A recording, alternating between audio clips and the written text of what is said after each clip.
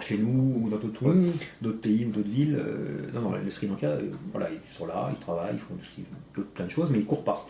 Du coup, le fait de voir des touristes et de nous voir courir, c'est vraiment une animation, et notamment ce qui était vraiment, mais vraiment plaisant, c'est les enfants.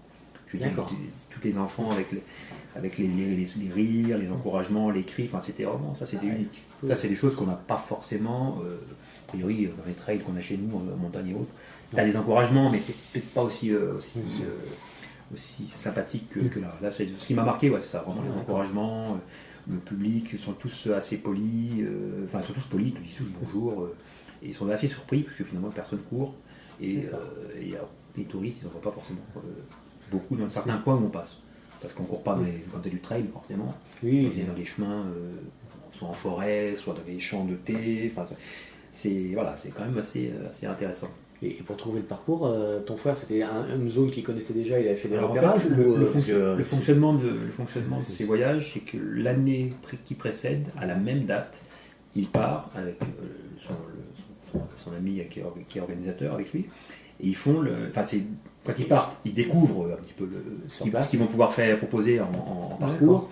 Ils prennent des notes, etc. pour que l'année d'après, ils puissent nous proposer la course. Alors c'est quand même du boulot, parce que mine de rien, tu reviens un an après, les choses, la végétation a pu évoluer, enfin un pays ça peut évoluer. Alors, ils ont quand même l'aide d'une agence locale qui organise le marathon de Colombo, entre autres. D'accord. Donc ils ont un petit peu l'habitude. Et du coup, le gros boulot quand même de Thomas, qui était au balisage, il devait le faire. Dès qu'une étape se finissait, par exemple, lui il partait faire l'étape du lendemain, baliser avec la rubalise, des bombes de peinture, etc. Mais parfois lui-même se trompait, donc il mettait des croix, il mettait une flèche, il mettait une croix pour dire non, c'est pas là.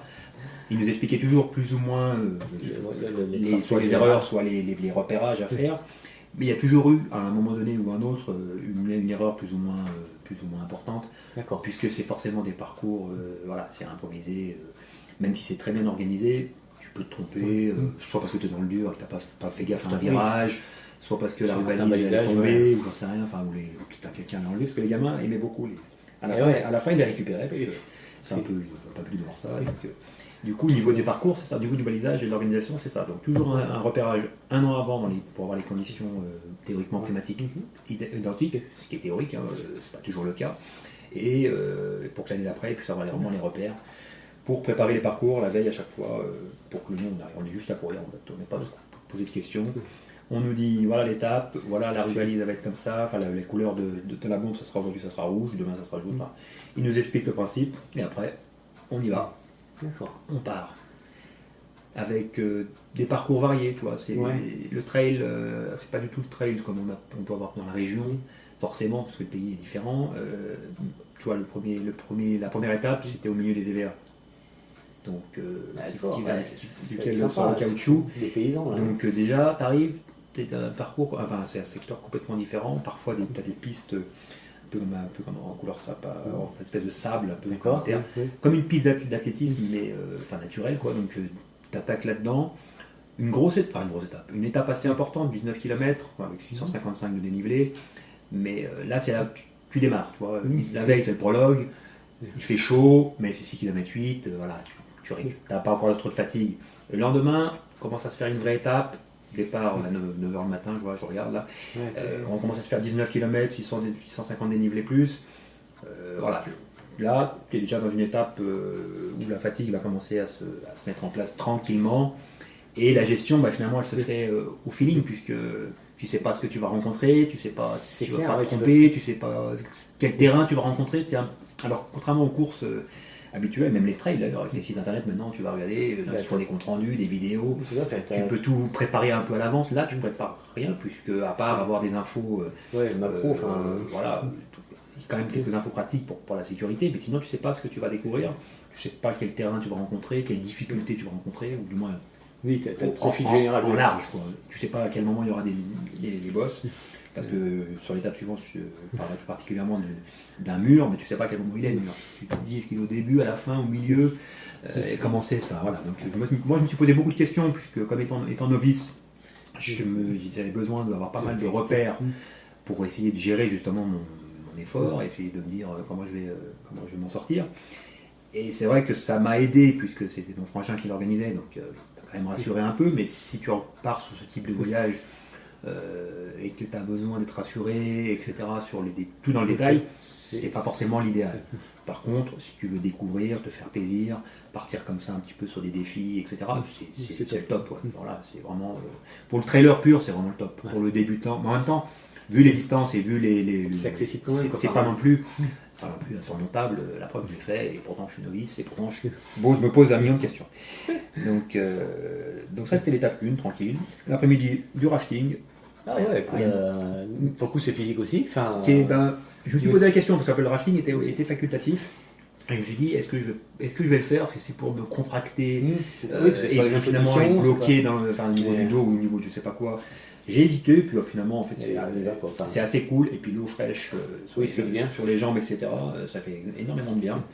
C'est sympa, tu rigoles. Ouais, donc, ça, bien. Pour le coup, ça, et surtout que le rafting nous fait arriver au pied de l'endroit où on loge. Parce que là, en fait, on logeait en fait dans des cabanes dans les arbres avec la rivière en dessous. Donc, sympa. Je veux dire, là, c'est juste génial. Tu arrives en bas et tu remontes, et tu es dans ton univers en pleine forêt. Il n'y a quasiment que nous d'ailleurs. Enfin, voilà, donc ça, c'est déjà vraiment un aspect que je trouve vraiment. Après, j'aime beaucoup les voyages, mais je trouve ça vraiment sympa. Parce que tu cours, tu découvres, tu rencontres des gens, et en plus, tu es dans un endroit, c'est magnifique, c'est complètement différent de ce que tu peux côtoyer ou croiser tous les jours, même en vacances touristes. Donc c'est vraiment, ça c'est pour moi, c'est le truc à faire une fois dans ta vie. Ouais, un voyage comme ça, franchement, c'est une expérience. Vraiment, c'est une expérience. Après, sauf si tu es en voyage à l'étranger, t'as mal au ventre quand tu vas bouffer ici, ou t'as peur des insectes, ou j'en sais rien. Enfin, là, faut pas le faire. Mais sinon, vraiment, c'est un voyage à faire. C'est vraiment un voyage à faire. Pour plein de raisons. Voilà, pour plein de raisons. Donc après, je sais pas si je défile en même temps. Ouais, mais c'est bien, c'est comme ça. L'étape suivante. Alors après, attends, combien on a roulé là? Je me rappelle plus combien de temps on a roulé. Alors je sais plus. Enfin, on roule plus ou moins 1h30, soit le matin, soit le soir. D'accord. Ouais. Au départ, c'est pas le plus fatigant. Il y a vers la fin où il y a un peu plus de route, mais tu as fait le peu de route, donc à la limite, c'est pas gênant. L'étape 2, elle est assez coriace. Parce qu'elle fait que 15 km 2 avec 870 mètres de dénivelé positif, mais il y a 445 mètres sur 1 km 2. Donc d'accord, ça commence à faire bien ça. C'est là pour moi c'était un mur et je savais pas trop comment ça allait être. Et c'est plus ou moins un mélange d'escalier en plein milieu de la jungle, avec un balisage que par moment tu te dis putain j'espère que c'est là parce que j'ai pas envie de monter pour rien ou j'ai pas envie, je vais pas redescendre. Si je me trompe, je m'en fous, je continue. Je retrouverai le chemin comme il faut avec un tuk-tuk ou je sais pas quoi. Parce que mine de rien, voilà. Là c'était raide, 445 mètres de dénivelé de plus sur 1 km 2. Ouais, ça commence à faire. C'était pas mal. D'ailleurs, je suis monté avec une idée traileuse. On n'a pas voulu. Voilà, on était content d'être à deux en fait. Ouais, parce que je dis au moins si tu perds, t'es à deux. Oui, on pourra s'entraider. Et quand t'as un doute, tu vois, quand t'es tout seul, je sais pas pourquoi tu te trompes plus que quand t'es à deux. Quand t'es à deux, tu raisonnes, tu dis ah non mais ça peut pas être là, c'est pas logique. Mais par contre, tu vois, les gens qu'on a croisé peut-être à ce moment-là, on a croisé peut-être une maison ou deux. Comme ils ont vu la veille qu'il a fait le balisage, etc. Quand le lendemain ils voient des coureurs. À un moment donné, je suis parti dans la mauvaise direction. Ils m'ont expliqué, mais c'est ça qui est fou, c'est qu'ils ne parlent pas l'anglais, ils parlent pas. Et en fait, ils essaient de t'expliquer comme ils peuvent pour dire c'est pas là, mais avec les gestes et tout. Et ils sont super gentils. Limite, et d'ailleurs, je ne sais plus ce que je voulais lui demander. Elle pensait que je voulais de l'eau. Alors, je lui ai dit non. Parce que je me suis dit, je vais donner à boire, machin. Et en fait, ils sont vraiment super gentils. Donc c'est quand même, super quoi. Je veux dire là-dessus. Tu peux pas. Celui qui aime pas ça, c'est qu'il aime rien. Et puis s'il reste chez lui, cloîtré. Et voilà. Donc ça, c'était quand même une bonne étape. La grosse difficulté. Sachant que le point sympathique, c'est que tu as les ravitaillements prévus à différents moments. Là, en l'occurrence, j'en ai pas parlé avant, mais il y a toujours des ravitaillements prévus. Celui-ci, le ravitaillement, il y avait une chute d'eau. C'était une cascade. D'accord. Donc une magnifique cascade. C'était le point d'arrivée des marcheurs. Donc eux, ils arrivaient là, ils pouvaient se baigner, tout ce qu'on veut. Toi, t'es coureur, tu viens de te taper la descente jusque là, parce que tu descends jusqu'à la cascade. T'as juste envie de faire trempette. Bien sûr. Si tu fais trempette, tu repars plus. Enfin, il y en a un qui l'a fait, hein, mais il est reparti tranquille après. Et là, tu dois remonter, et là, c'est là où c'est bien raide. C'est raide, ouais. Alors que tu t'es tapé la cascade, avec le ravito, et là, tu repars, et t'as pas intérêt de te tromper, pour arriver, après, quelques kilomètres plus loin, tranquille, avec un petit peu de route quand même. Donc ça, c'était une belle étape, qui était quand même pas évidente, mais bon, sympathique. Donc déjà, d'entrée, 19, tu vois, 19, le lendemain 15. Donc c'est pas, en apparence, c'est pas catastrophique. Oui, ça fait pas des grosses c'est étapes pas énorme. En kilométrage. Peut-être que voilà, celui qui a l'habitude, il va te manger ça comme du pain, du petit pain, mais c'est quand même ça, c'est suffisant pour profiter sans non plus se faire mal, tu vois. T'es pas complètement épuisé à la fin des étapes, dire le lendemain j'ai pas plus, profiter du reste et de découvrir le pays, quoi. Voilà, c'est quand même le but, c'est de pouvoir courir, mais non pas non plus d'être trop dans l'effort et arriver le lendemain de dire je suis dégoûté, j'en ai marre, j'ai plus envie de mettre un pied devant l'autre. Donc ça c'était l'étape 2. Après l'étape 2, qu'est-ce qu'on a fait l'après-midi? Je crois qu'on est spécial, c'était repos.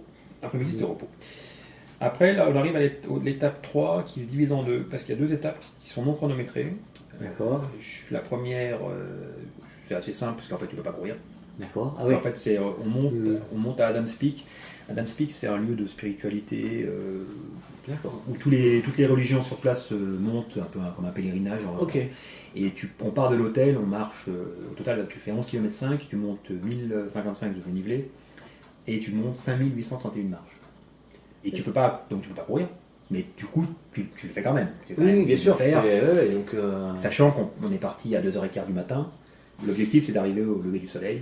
Enfin, avant le lever du soleil, pour avoir le lever du soleil là-haut, et avoir une vue magnifique. Et c'est vrai que c'est un moment assez fort du voyage, parce que là, on est pas forcément dans l'effort sportif, parce que tu as des gens qui montent, des personnes âgées, des personnes qui sont limite un peu blessées, malades, etc., mais qui montent parce que pour eux, c'est quelque chose de très très symbolique. Et tu arrives en haut de ce lieu, ce mont, et donc tu as une vue magnifique, tu profites de la vue, tu redescends, tranquille.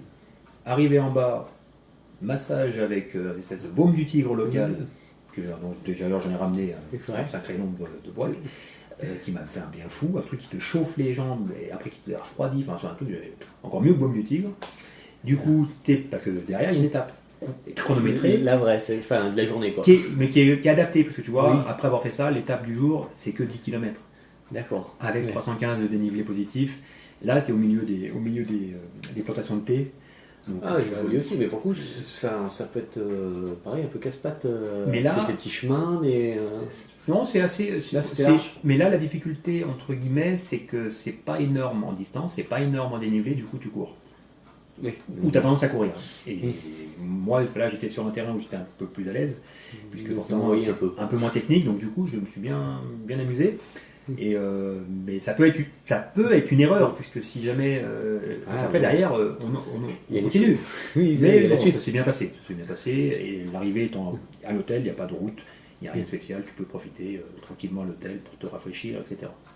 Donc ça c'était l'étape 3A et 3B.